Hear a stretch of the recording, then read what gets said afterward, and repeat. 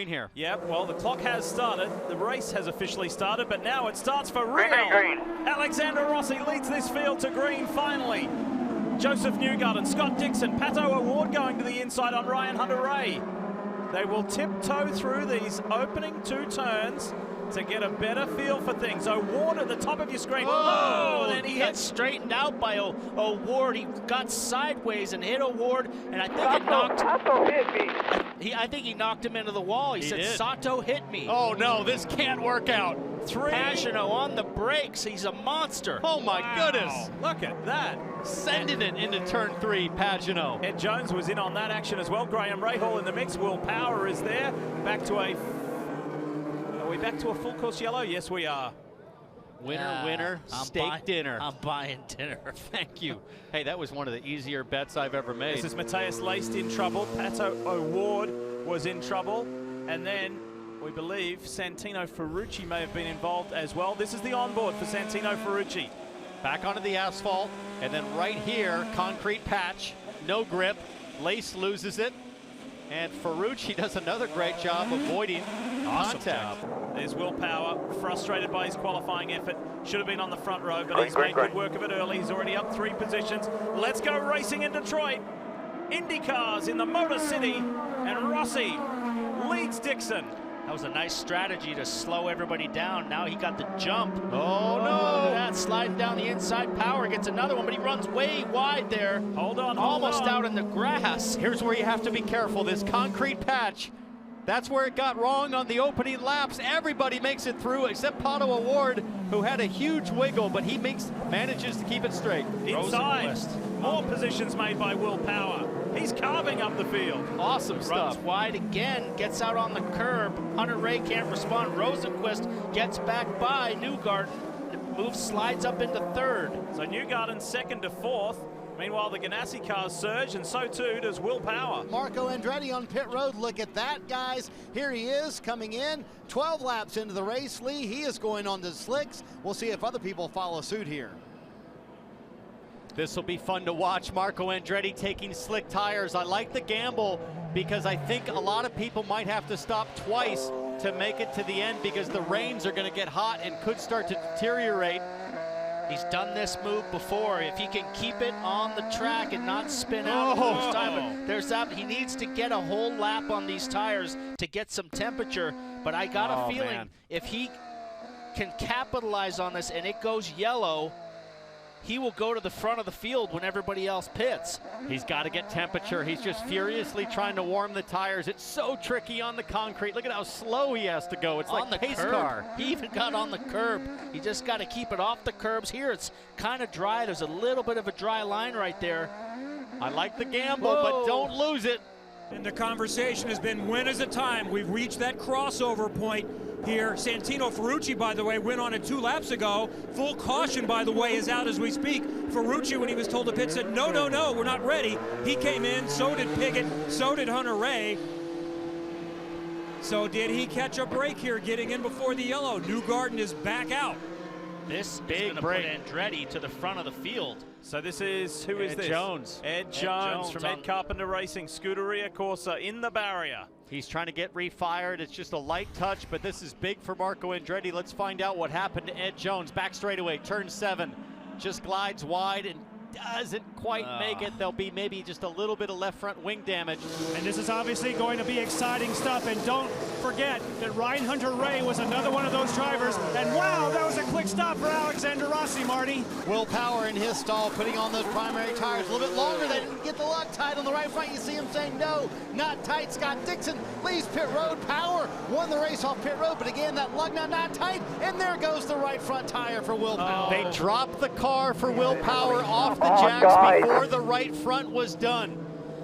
The crew guy. How we do anything right? The crew guy knew it too, and he said no. He had a problem getting the wheel on the car, and then the car dropped before the nut even went on. He went You'll back see for a it second right go. here. Watch this guy on the outside front right here.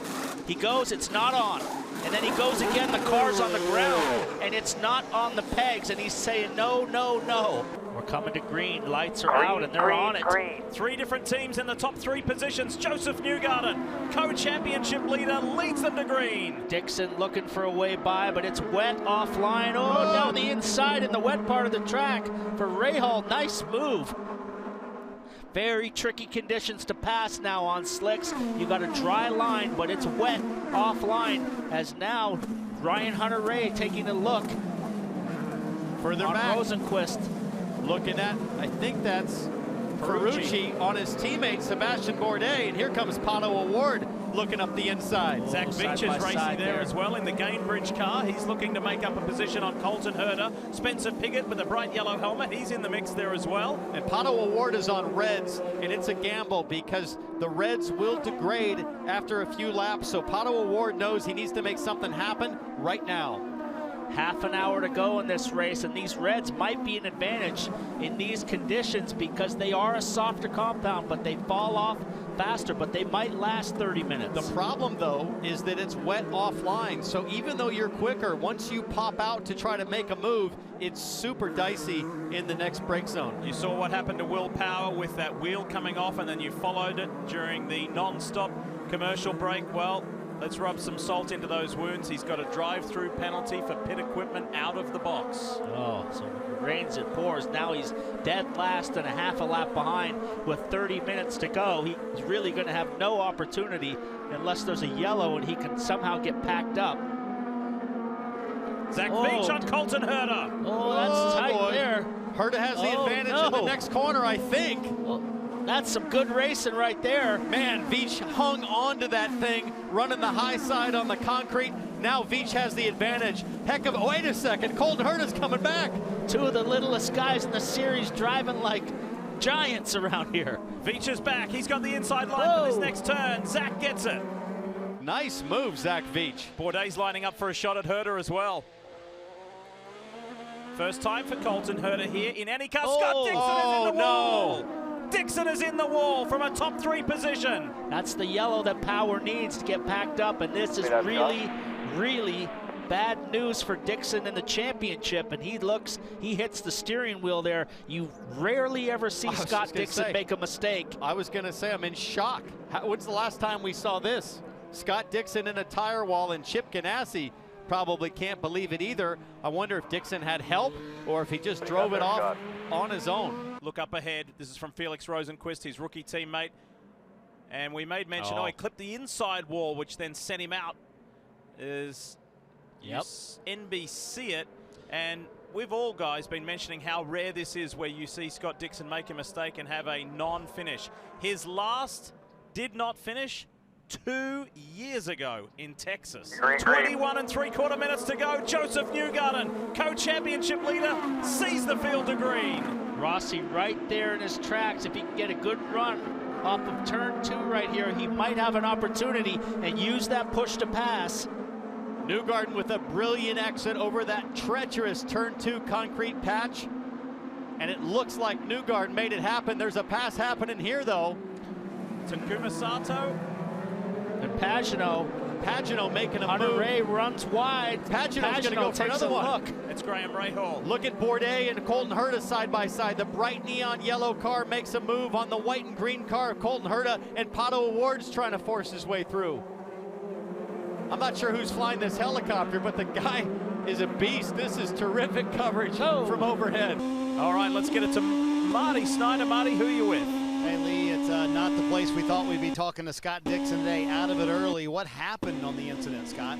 Yeah, just kind of gripped up a little more than I thought. Caught the inside wall on the turn 7 there, I think, or 6 or whatever it was. But yeah, just clipped it and then it broke the toe link straight away and turned straight into the wall. So I feel bummed for the guys. You know, we've been working extremely hard. We had some tremendous speed in the PNC Bank car, and just drive error, man. Obviously, we were wondering if IndyCar made you get out, but you said the toe link broke. There were too many broken parts on the car for you to be able to continue. Yeah, I think the steering rack was broken, the toe link on the right front, and then even the suspension on the left. It went pretty deep into the tire wall there, but yeah, there was no driving that one out of there. There you go. So that's why Scott did get out of the car. He's excited to get tomorrow going. His guest tomorrow, by the way, Lee, Mike Tomlin, head coach of the Pittsburgh Steelers. He'll be here hanging out with Dixon tomorrow in Detroit. Fantastic, looking forward to that. Caution, there's an ABC supply car in the wall. It's Matthias Leist. Same spot that we've down seen the end of issues. yeah, down the end of the back straightaway here. That's right where Ed Jones got off earlier. Here it is again. Leist trying to break deep, just overcooks it. There you go, from the dry to the damp, and on slick tires, it's not happening. You're not going to complete the corner.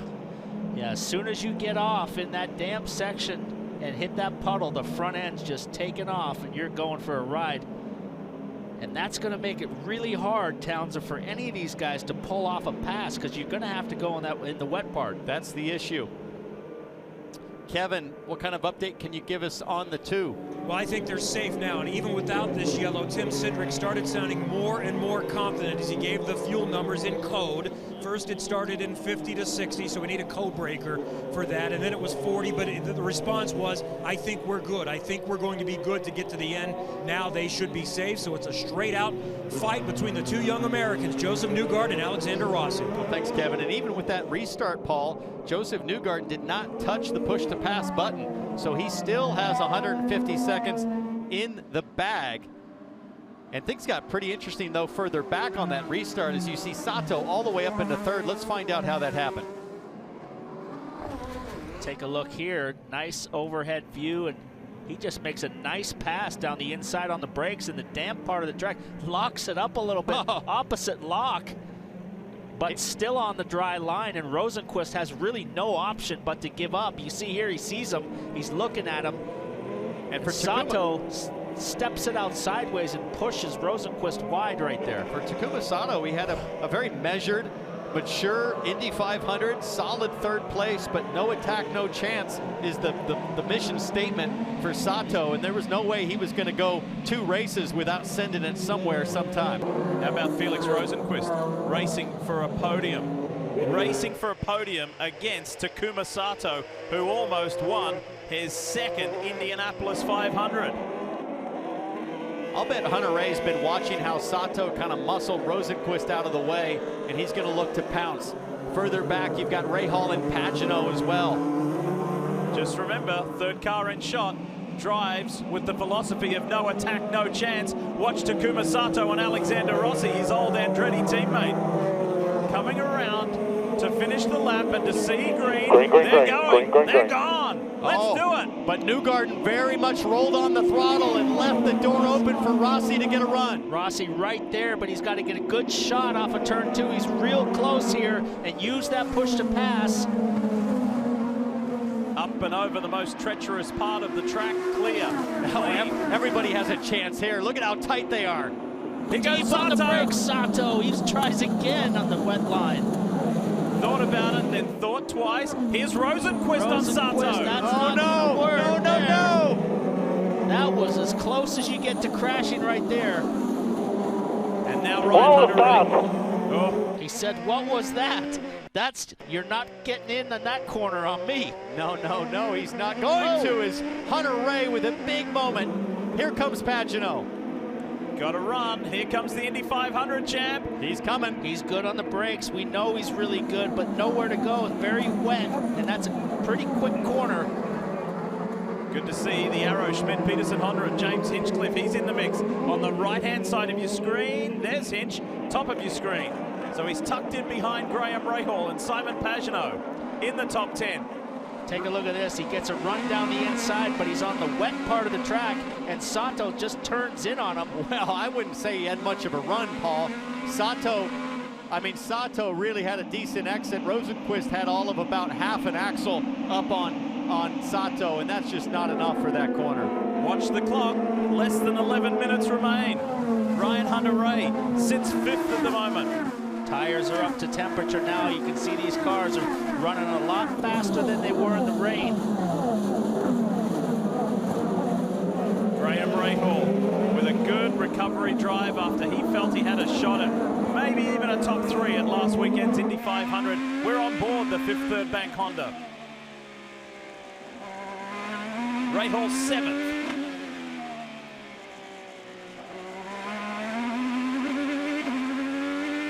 Last lap, a 1:21 on the push to pass, trying to keep the gap down. Might as well use it now. You're running out of time to make something happen. Like you said, Paul, just nowhere to go if you have a run. But I think turn 3 is the best opportunity because it's dried the most left to right, laterally across the track.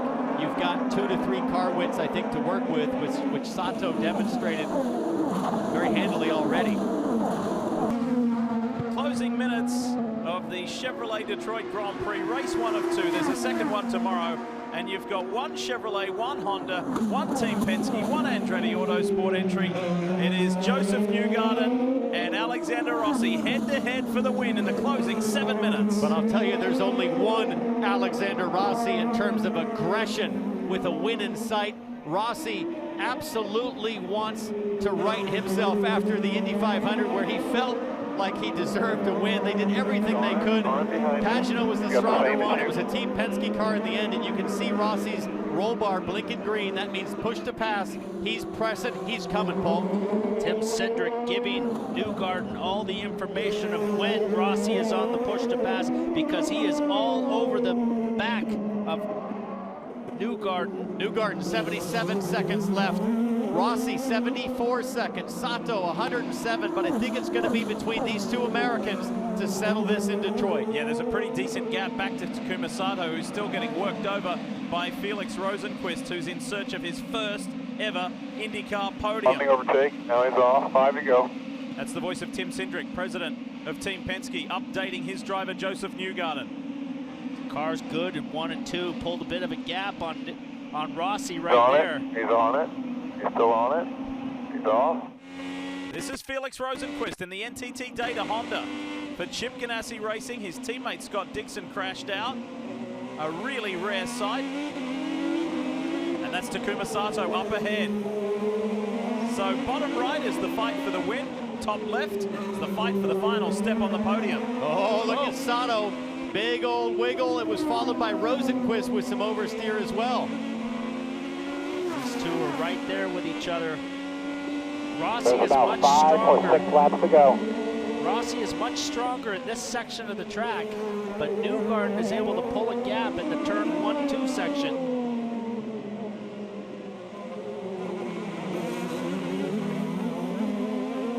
Newgarden very diligently using push to pass. It's now 65 for Newgarden, 61 for Rossi.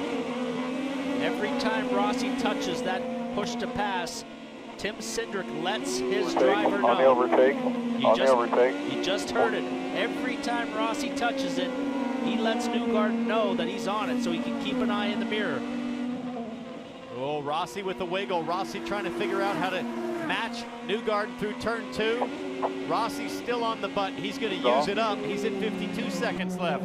Based on these positions right now, with Simon Pagano, the Indy 500 winner, down in 6th, the race leader, Joseph Newgarden, would go out to a 25-point championship lead, just like that. Last lap for Newgarden, a minute 16.9. Rossi, a minute 16.9. He's the overtake all the way down the straight. He's on it. These guys are back down to lap times like what we had when it was fully dry. Even though it's damp off track, that line is fully dry now.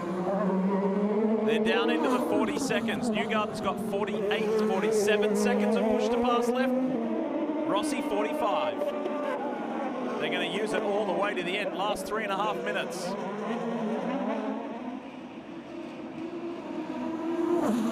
On the overtake. He's on it. Off. It's on. I mean, Tim Cindric is like a live data feed for Joseph Newgarden in terms of Rossi's data. Look at the exit, though, that Newgarden, he's really good at that 1-2 section. Got 38 left. He has 38. He's on the overtake. He's on it. Still on it. The hard part is now Rossi's close enough to where he's picking up plenty of turbulent air off the back of Newgarden. Even in some of these slower corners, aero matters, and it really is going to reveal itself as understeer for Rossi getting into the corner. These damp conditions, these guys are almost down into qualifying times now, down in the 16-second, minute 16s now, which was about a second off of qualifying. Rossi's matching Newgarden, though, 16.8 to a 16.8. He's right there. The question is, how in the world are you going to get by when it's still damp offline? 2.5 minutes remain. Got to just keep the pressure on and hope that Newgarden makes a mistake, but Newgarden's another guy who's been super consistent this year, and he rarely ever makes mistakes. So while this is a head-to-head clash for the win, check out this angry little bunch. You got Takuma Sato, Felix Rosenquist, Ryan Hunter-Reay, Simon Pagenaud, Graham Rahal, Zach Beach, and James Hinchcliffe. Sato holding up this train. These guys are all probably quicker than him, but can't find a way around. Hunter-Reay has a nice little run on Rosenquist. He gets a good exit here off of turn 2. Nothing gets Hunter-Reay jacked up like a pack-up. He's got one now. Can he get a run going to 3? Final minute and a half coming up. They're coming to the white flag anytime, any moment. Now Hunter-Reay's got an issue. He's got Simon Pagenaud all over the back of the gearbox. Rossi's got to keep the pressure on. Just like last year, he made a mistake. He had all kinds of pressure from Ryan Hunter-Reay, and he locked up the brakes and went down the runoff. Rossi's closer now. Rossi's coming. Dig sideways there. You just got to keep all the pressure on that you can. Rossi's down to 11 seconds of push to pass. Newgarden has 19. So Newgarden with the advantage, but it looks like Rossi's stronger at the end of the tire stint. Newgarden's checking his mirrors now. He's on it, he's off. White flag out this Another time. white flag on the overtake. He's on the overtake. 2.35 miles to go for Joseph Newgarden to rack up his second win of the year. Oh, Newgarden's just so strong through 1 and 2. Just arcs it so beautifully on the way in. On the overtake. He's on it. He's off. Almost feel like Newgarden's home free now, Paul, because it's damp offline off the back straightaway. It would take a mistake, I think, from Newgarden to give Rossi a chance. We've seen plenty of guys running in too far today at the end of the back straightaway right here and get offline and go into the tires. So he's got a nice little gap He's here. on it. He's on it. He's out of it. Coaching all the way around this final lap from Team Penske's Tim Cindric to his driver Joseph Newgarden, the championship leader. He's only had 2 top 5 results here in many races. Now he's going to shoot all the way to the top.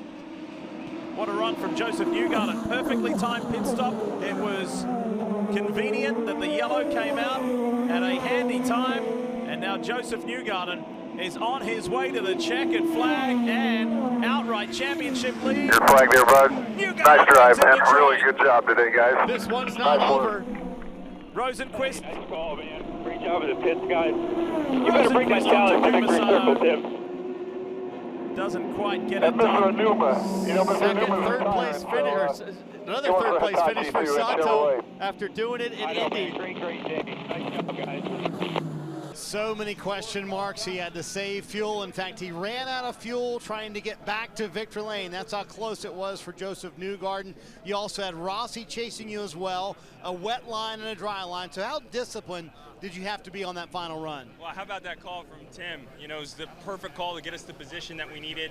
I was hoping it dried up. I thought that would give us a little bit more opportunity to do something. But our Chevy car was awesome. I mean, look, the Chevy engine was perfect. I had the fuel mileage I needed, I had the horsepower, the drivability. So in Chevy's backyard, this is a big win. Also great to have Hitachi with us. Mr. Onuma's here, which is amazing. Onuma-san, I think he's retiring this year. He's with Hitachi, so pumped to be here with Team Penske. We really wanted this one. I can tell you how hard we worked in the offseason, this whole team, to make sure our street course cars were ready, and I think we're ready today. But to win for the captain, this is a very important race weekend for him. He's the promoter here this weekend. They do an amazing job. Bud Denker puts on a great show. You know, everyone that works here, all the thousands of volunteers. I think they have 1,200 volunteers that come work this thing, so thank you to the volunteers that put in all the work. They're here with a smile, making sure people have a good day, even when it's raining, but they do a great job. You know, to see Belle Isle just, you know, improve every year. It's amazing since I started in 2012 how this island has just grown and become so much greater, in my opinion, for people to come visit for Detroit. So awesome city, awesome event. So glad we could win. I feel pumped for Team Penske today. You know the tradition, right? The fountain is open. You going for a dip? I mean, we got a race tomorrow, so I'm going to talk to the boys. Tim's got the chalice today, so he better bring it. Tim's the Chalice guy this weekend, so we want to race. It's a good day, man. Watch the Chevrolet Detroit Grand Prix Race 2, Sunday, June 2nd at 3 p.m. on NBC.